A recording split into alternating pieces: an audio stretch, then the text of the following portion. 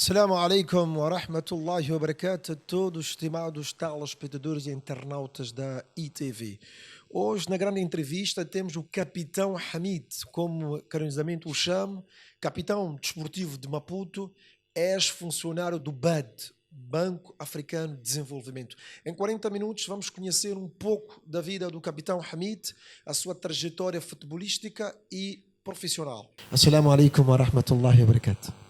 Wa alaikum salam wa rahmatullahi wa barakatuh. Como está, Sr. Hamid? Tudo bem, graças a Allah. Muito bem, está aí uma saudação para mim e para os nossos telespectadores internautas do Capitão Hamid.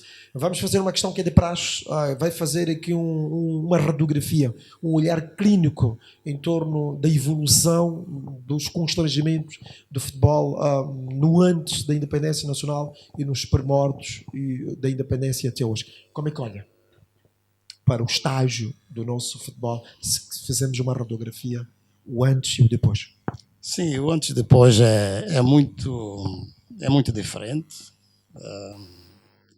Eu até em certos momentos tenho dito que é difícil comparar.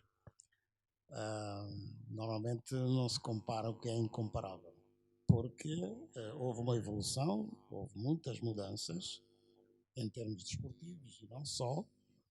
E vamos aqui, talvez com esta conversa, ir buscar aqueles aspectos que ainda me lembro e tentar, provavelmente, falar desse antes e do depois. Sabe, em off nós conversávamos com uma memória que é memorável. Falávamos desta final diante do Teste África, onde o Desportivo perde em 1976. E disse uma coisa: o jogo foi a prolongamento, acabou quase meia-noite, com o estado abarrotadíssimo, não sobrava espaço nem para uma agulha. Como é que se explica isto? Por que as pessoas tinham esta ânsia, tinham esta vontade, iam em família para abarrotar os estádios? Onde é que nós encontramos? O que é que motivava as pessoas a encher, nesse dia, 1976, a abarrotar por completo o estádio da Machave? É a qualidade do jogo? É falta de diversão, como muitos querem?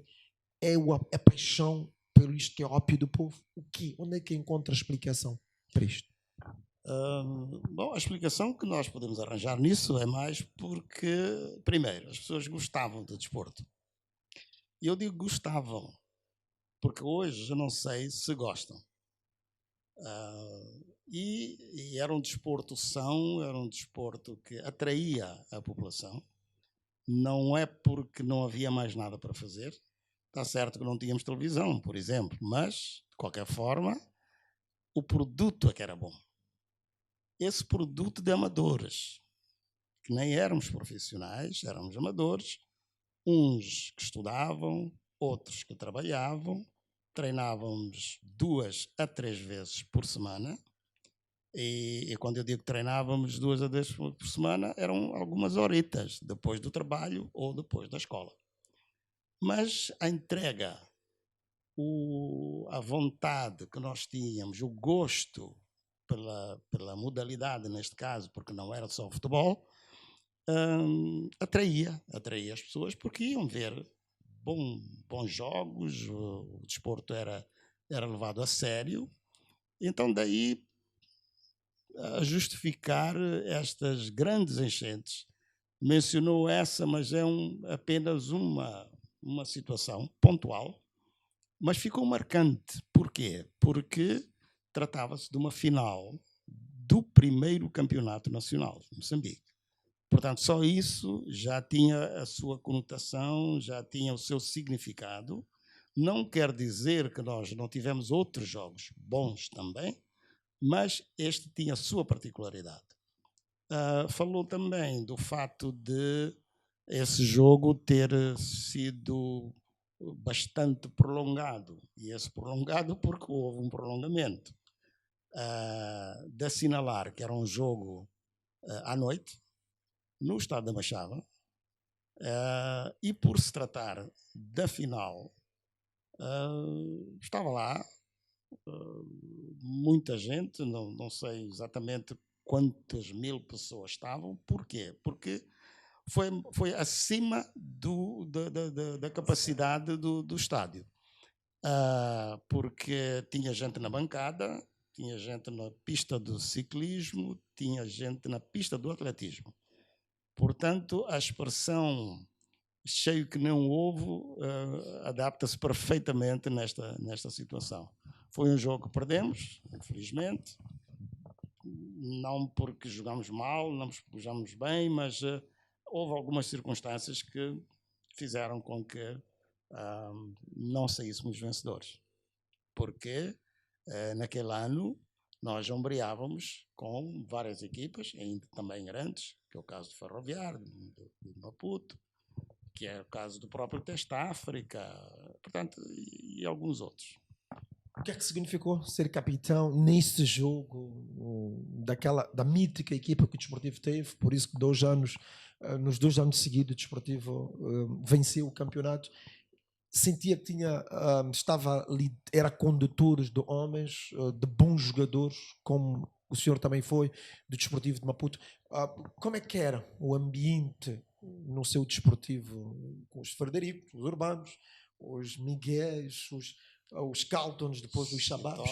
Como é que os citou exatamente? Qual era o diferencial, na sua opinião, que vocês tinham, que os outros não tinham, que os vossos adversários não tinham? Bom, talvez a união. Tínhamos uma união muito forte.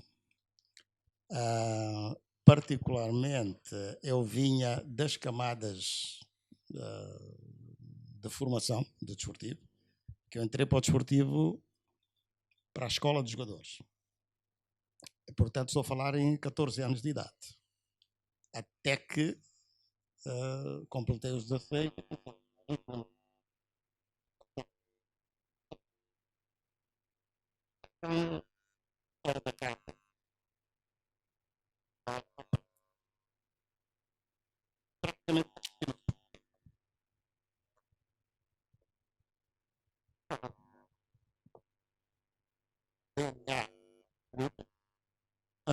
Fui fazendo a minha escadinha em termos de subida de categorias, porque depois da saída dos mais antigos, acabei subindo para os séniores e normalmente o capitão da equipa é aquele dos mais antigos também, na equipa, e peguei na braçadeira dos conceituados João Basini, João de Brito, Damuna, Aziz e todos eles que jogaram, também joguei com eles.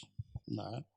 Em termos de capitanear, talvez pela minha maneira de ser e estar, eu acabei ser não condução de homens, mas sinto que era um líder. Uma coisa é ser capitão da equipa.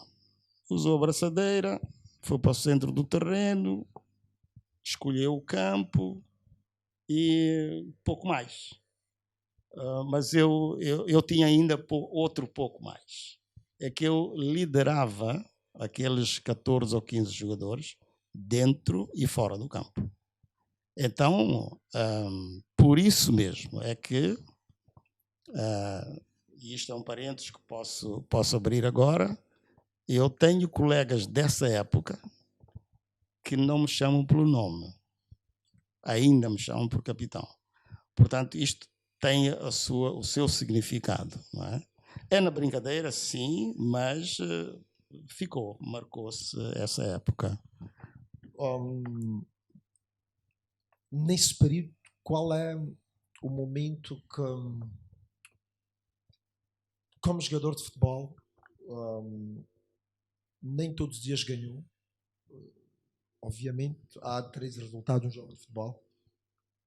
Já existiam momentos que pôs a mão na cabeça e dizer que eu devo parar por alguma irritação com os treinadores, com os colegas. Já ponderou, enquanto jogava, deixar de jogar? Esta é uma outra questão, vou fazer 2. A segunda é, qual é que foi o momento mais desagradável? Sim, qual é que foi o jogo que se tem a memória que mais deixou-lhe triste nesta trajetória com o seu desportivo?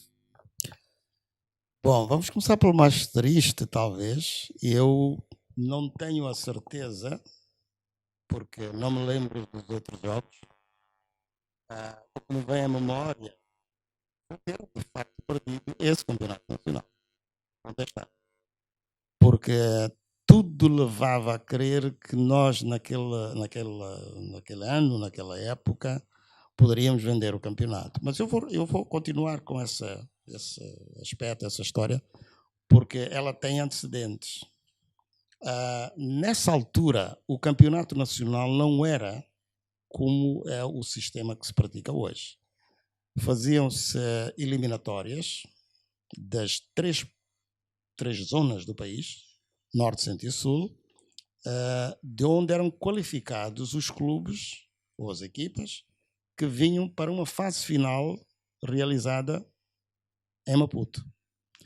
Então, nós qualificámos-nos aqui e houve outras equipas que se qualificaram, Ferroviário da Beira, o próprio Testa África no centro, depois havia o Pembinho, chamado Pembinha, né? A Associação Desportiva de Pemba. Pembinha, e então e as equipas aqui do Maputo.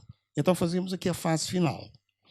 O que significa que, para nós estar nessa final com o Testa África, tivemos que disputar jogos com as outras equipas qualificadas que já estavam cá.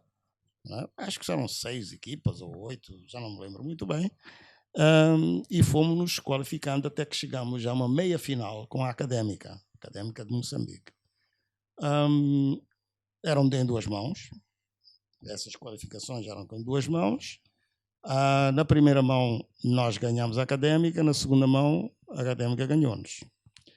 O que significou que tínhamos que ir a um desempate, a uma liguilha.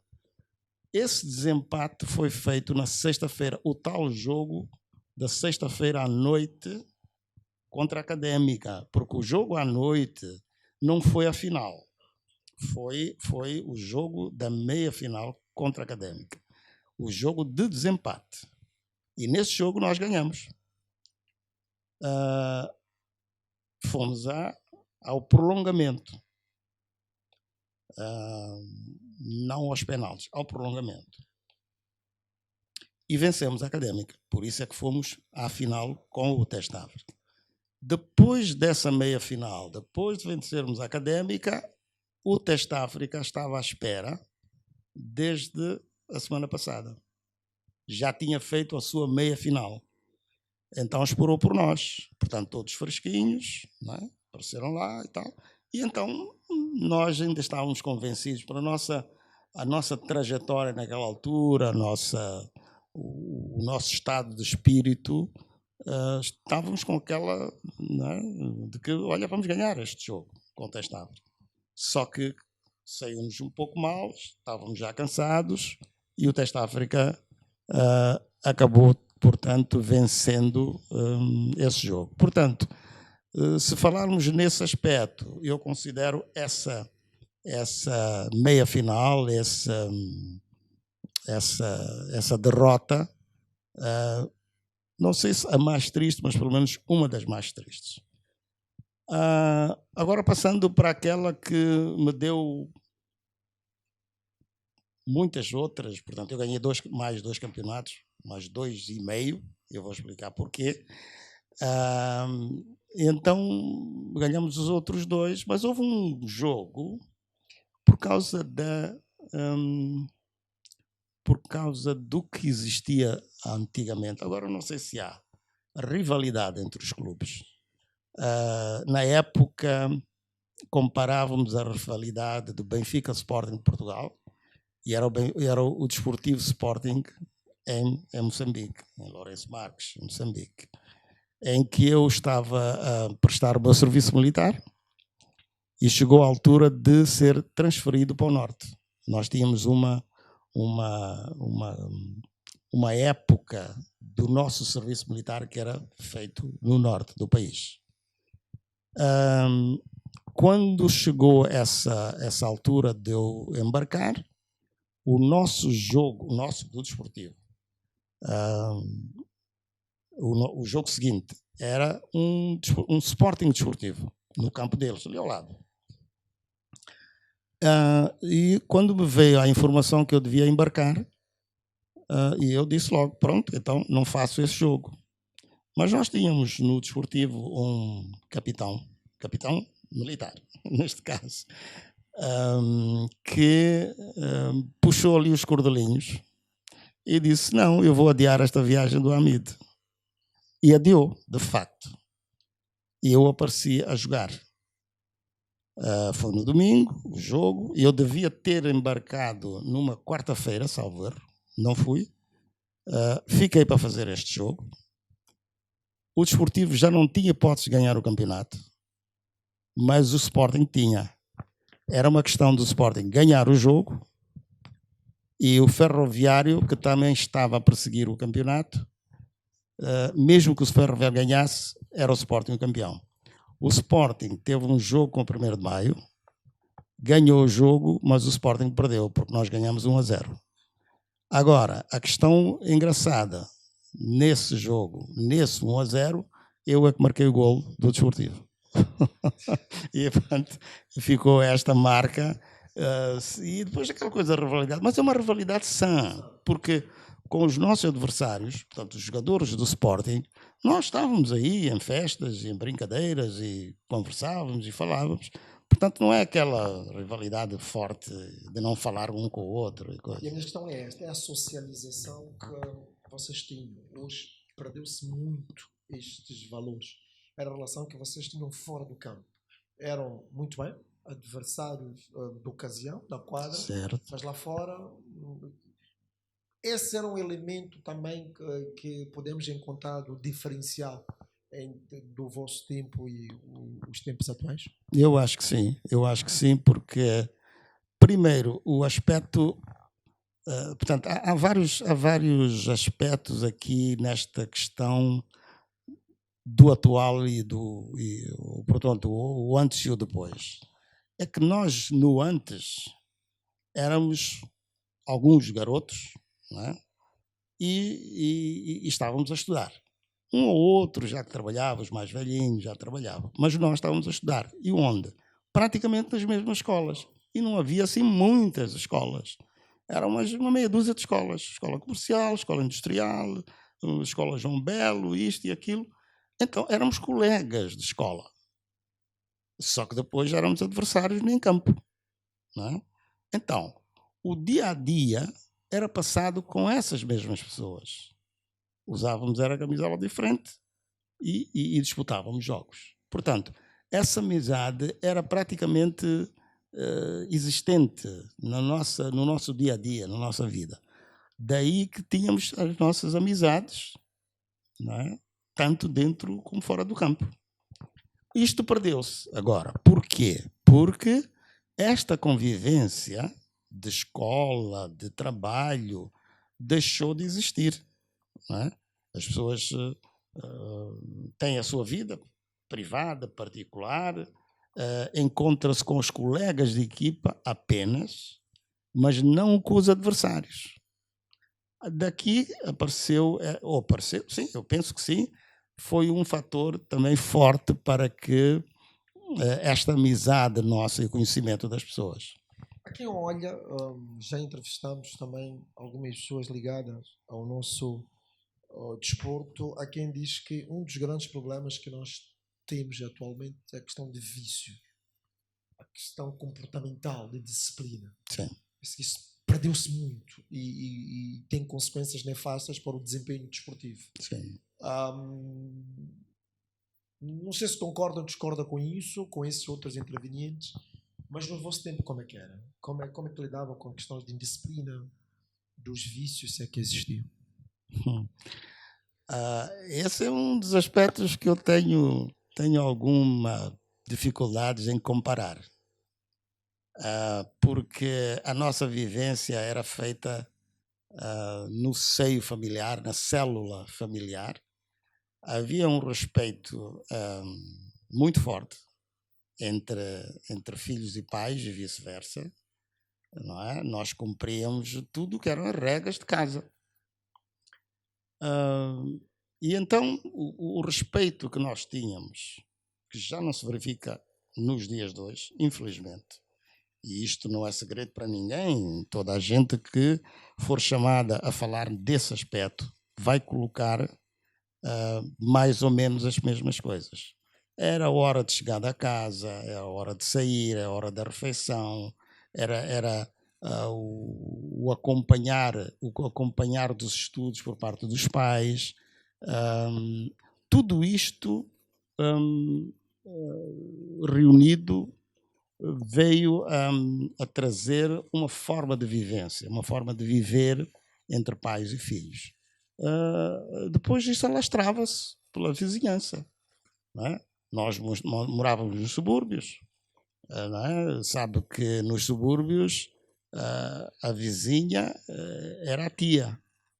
Não é? Se a vizinha era a tia, a filha da vizinha era meu primo.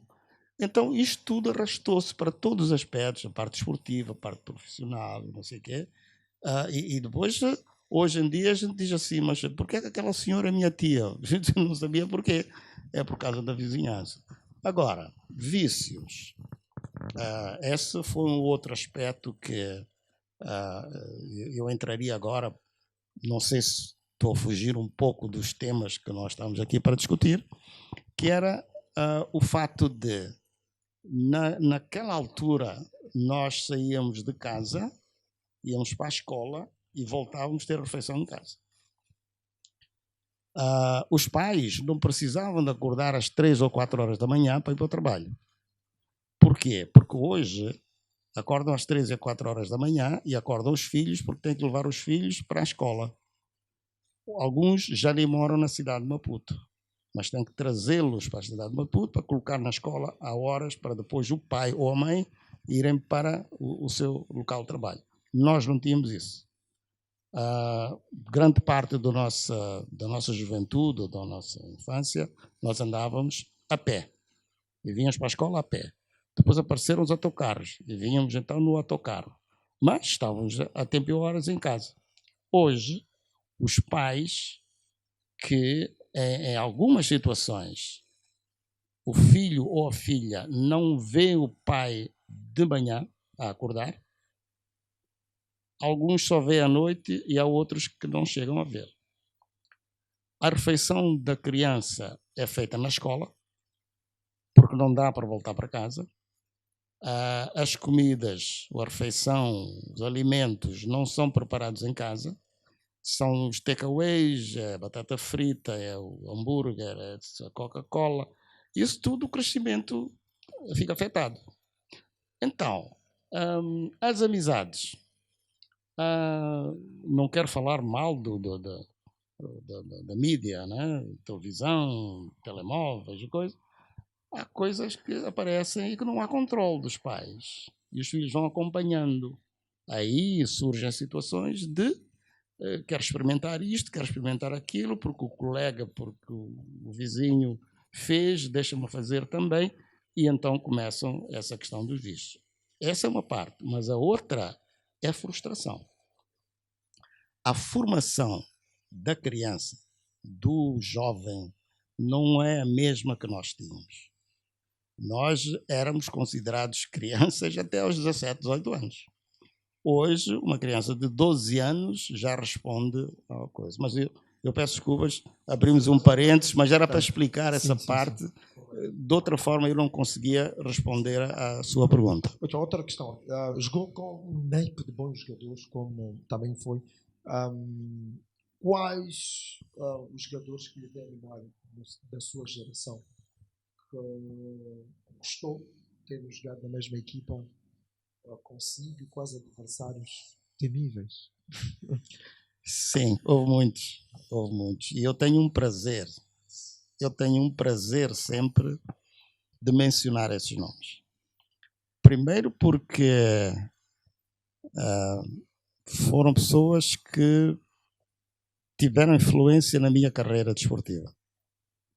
Por vários motivos, várias razões, uns porque jogaram comigo, outros porque eram amigos, mas tenho nomes que muita gente hoje, desta altura, ficam admirados quando nós mencionamos um nome e dizemos assim: "Epa, esse grande jogador".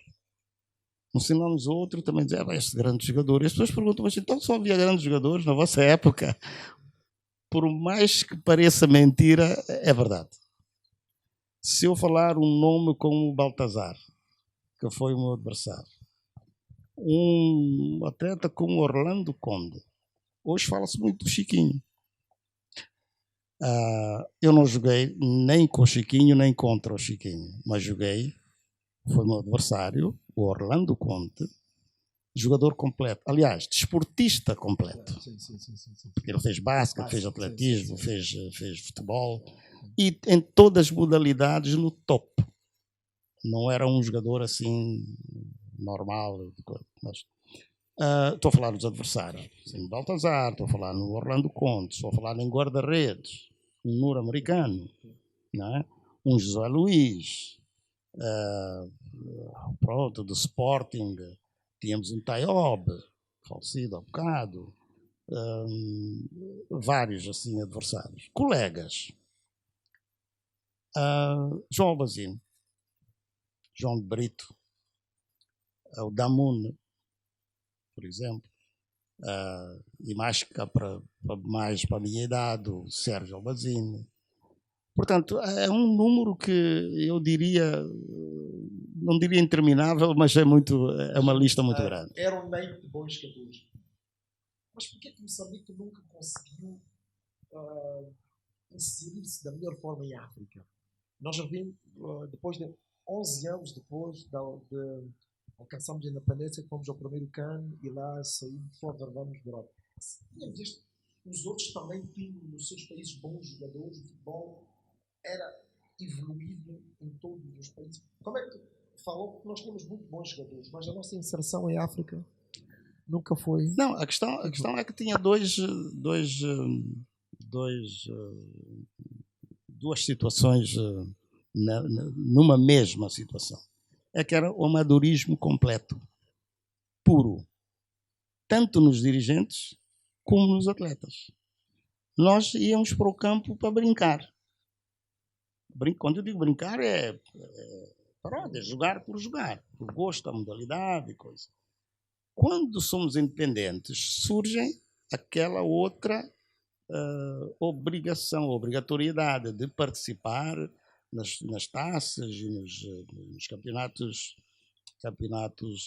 africanos, não é? Regionais ou não.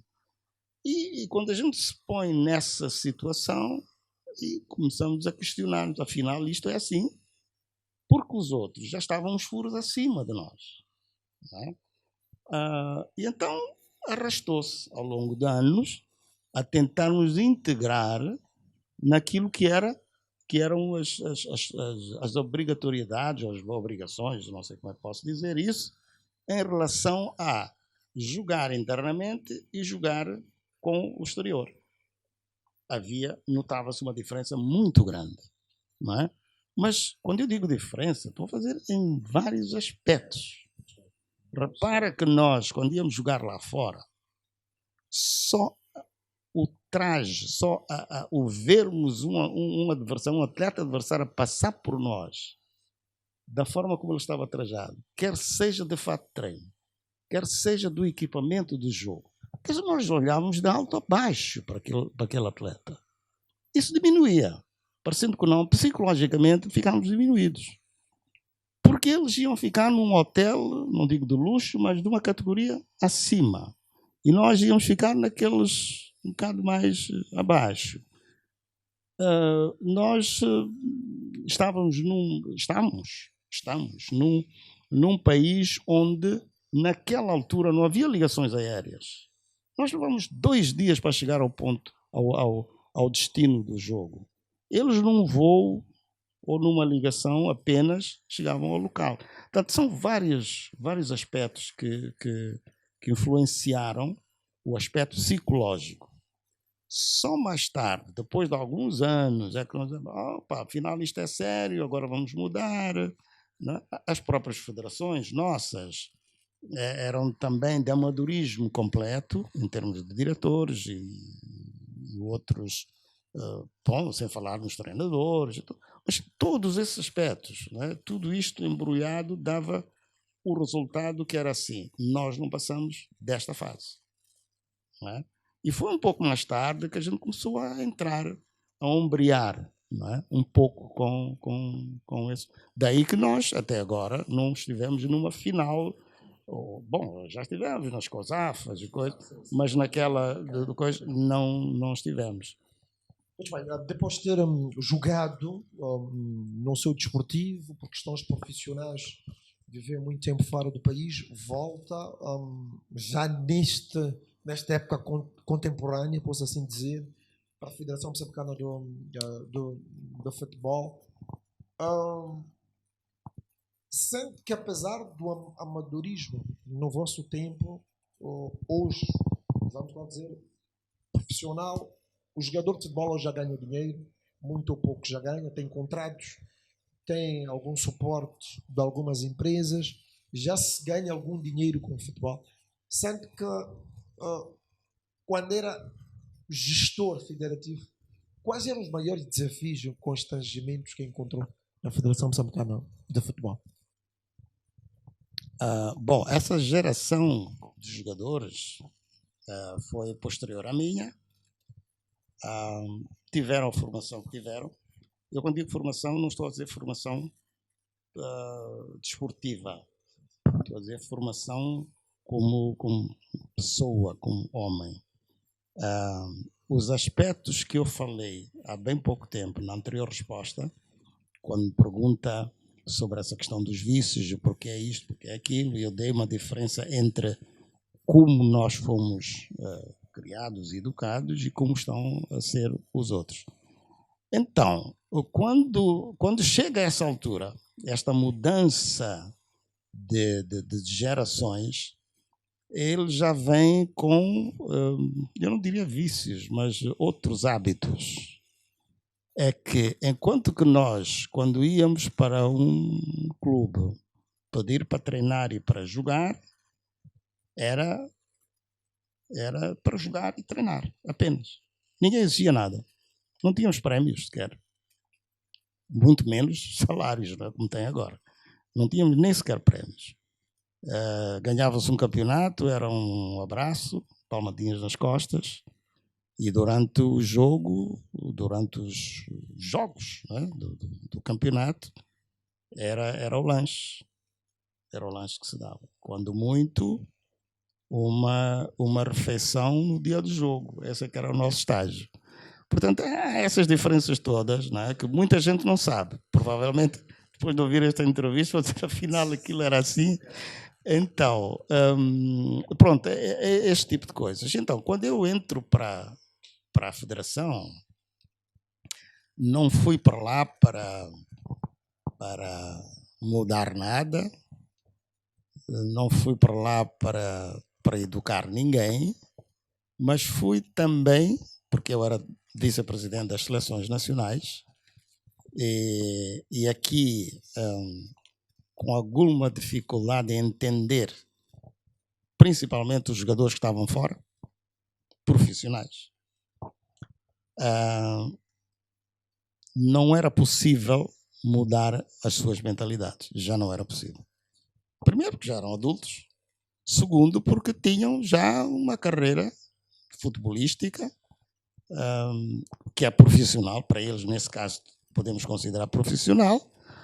E era, eventualmente, acompanhar um ou outro atleta, um ou outro jogador, e eu diria que chamá-lo para o lado, a dizer, olha, não levas as coisas dessa maneira, vamos pensar desta, vamos pensar daquela. Não tive muitos choques com os jogadores, porque eu era simplesmente dirigente. Havia um treinador, havia um diretor desportivo, havia um, sei lá, quando eu digo treinador, não, selecionador e treinadores. Esses é que estavam ali para conduzir essa parte. E o que eu tentei fazer foi chegar ao pé deles e dizer, vamos levar a coisa desta maneira e daquela. E tive várias conversas com esses tais jogadores e atletas, mas não era a mesma coisa. Não tem. Aqui um dos aspectos, quando eu dizia a uma determinada altura, que é difícil comparar. Sim. Não é? É difícil comparar. Amigo, 48 anos de independência, Moçambique só participou em 4 canos, 86, 98, 86, 96, 98, 2010, para um país que brotou, como alguém dizia, de natureza, uma mãe moçambicana gera um bom jogador de futebol. Para um país que brotou tantos quilates futebolistas como isto, só estar em 4 ocasiões em 48 anos, que soluções para o futuro para contornarmos estas dificuldades que encaramos hoje? Pergunta muito difícil. Ou por outra, a pergunta é fácil. A resposta é que talvez seja um bocado difícil. Tem a ver com tudo o resto, porque uma eventual mudança desta nossa situação da parte esportiva tem a ver com tudo o resto do país. Eu volto a pedir a sua paciência para desviar um pouco. Ainda ontem vi uma notícia de que a equipa feminina do basquete provavelmente não vai ao campeonato porque não tem condições. Como é que alguém pode chegar nesta altura e dizer assim: vamos fazer daquela maneira e vamos mudar isto tudo? Não é possível. Não é possível porque as condições que nos são oferecidas para levarmos este campo de desporto são sempre muito limitadas. Não é o dirigente, não é o presidente da federação A, B ou C. Agora tínhamos ministros de desporto, agora temos secretário de Estado. Não é aquele dirigente ser bom, ou ser muito bom, ou ser ótimo que vai mudar isto. Quando eu disse que a resposta a essa pergunta é muito difícil, é porque não depende do setor. Não é? O que nós estamos a ver agora e parece que as pessoas estão a tomar consciência disso, embora não possamos largar o desporto coletivo. Não se pode deixar de lado. Temos que continuar com ele. Agora, esperar que nós possamos, tão já, ir a uma fase final ou uma final de qualquer uma das provas vai ser muito difícil. Não quero utilizar a palavra impossível. Vou para o muito difícil. E então nós estamos a ver agora uma certa situação que nos apraz, que nos está a deixar satisfeitos, que é o desporto individual. Que é muito mais fácil criar condições para 1, 2 ou 3 atletas do que, falando no futebol, 23, 24, 25. É muito difícil. Num país como o nosso, que tem muitas outras dificuldades para superar, distrair a atenção para uma modalidade coletiva e que vai desviar muitos recursos para a coisa. Portanto, eu repito nisso que não sei se haverá alguém que pode vir com a tal varinha mágica a dizer: olha, façam assim que vão mudar isso, porque vocês nasceram cá muitos atletas bons e foram atraídos para outros campeonatos, outros países, etc. Não vai aparecer essa varinha mágica. Então é isto que eu posso dizer, não posso dizer mais, porque não há muito mais para se dizer também. Repara que, e isto também é uma particularidade, eu estive na Federação e saí em 2011 Portanto, há 12, 13 anos, esse foi o último CAN onde nós estivemos. E já se passaram 13 anos. Ainda não fomos ao segundo. Ao segundo, quer dizer, ao seguinte. Portanto, aí já quem quiser tirar as suas ilações, pode tirá-las. Muito bem. Nós já estamos no finalzinho desta nossa conversa. 30 minutos são poucos para desbobinarmos tudo em torno do futebol nesses 48 anos da independência nacional. Agora sim, esta é a última questão que eu vou fazer. Vou pedir só para o Hamid fazer uma súmula, ser lacónico, porque já estamos mesmo no finalzinho do programa. Mas isso é para dizer se é bom ou mau. Em 48 anos da independência nacional, como é que está o nosso futebol?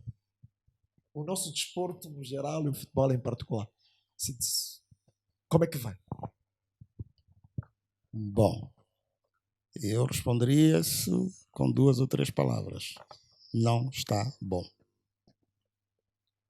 E não está bom por algumas das razões que eu fui colocando ao longo da nossa entrevista. Corretamente. É de outras latitudes, de uma outra paixão que tem. Não vamos hoje, vamos aguardar por uma grande entrevista para a nossa televisão fora do futebol. Vamos falar do Hamid, da sua infância, da sua formação académica, da sua vida ao exterior, mas isto é numa outra oportunidade. Mas eu quero finalizar com isto, 48 anos, que mensagem gostava de deixar para o povo moçambicano no contexto desses 48 anos de independência nacional? Bom, desejar que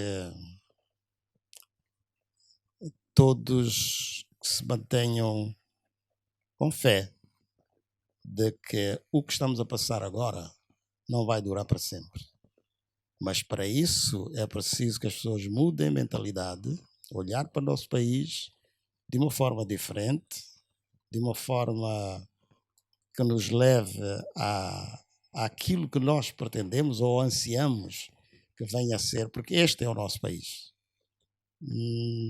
Tem vindo pessoas, instituições que vêm e dizem, bom, vamos ajudar Moçambique nisto e mais aquilo, etc, etc, etc. Tudo bem, é assim que se faz, mas enquanto nós não mudarmos e pensarmos neste país como nosso, como nós já fizemos, com recursos, quando eu digo recursos não são os financeiros, com recursos que nós, os poucos recursos que nós tínhamos antes, conseguimos colocar Moçambique num patamar que saiu, eu diria, rapidamente do anonimato para ser conhecido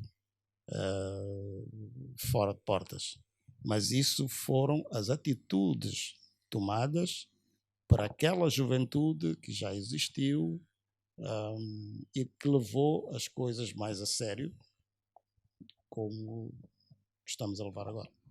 40 minutos foram escassos para fazer a radiografia de vida deste homem com quilates incomensuráveis. São várias qualidades que o capitão Hamid tem.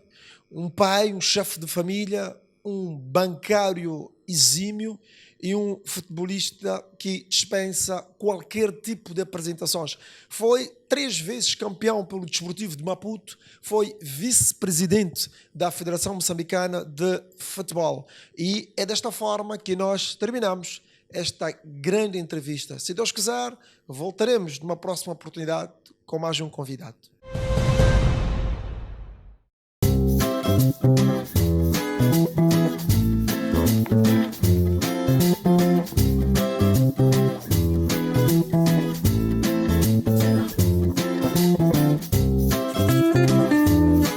Escreva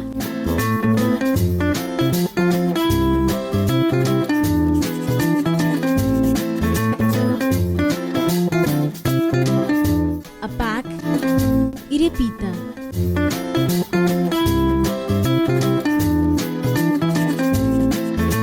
Mude o final da história. Pilot. Quem escreve jamais esquece. Supermercado Julie. Para responder prontamente às novas exigências, com a ambição de lhe servir mais e melhor, contamos com um novo espaço alargado, requintado e mais perto de si. O supermercado Julie oferece os melhores produtos alimentares, produtos frescos, especiarias, produtos de higiene e limpeza, eletrodomésticos e muito mais. Estamos em Maputo, na Avenida Karl Marx, número 1639, esquina com Emília Douce. A nova sucursal cita na Avenida de Moçambique, no complexo ZTC, no bairro do Zimpeto. Continuamos com os melhores preços e a melhor qualidade. Supermercado Julie, a despensa que a sua despensa não dispensa.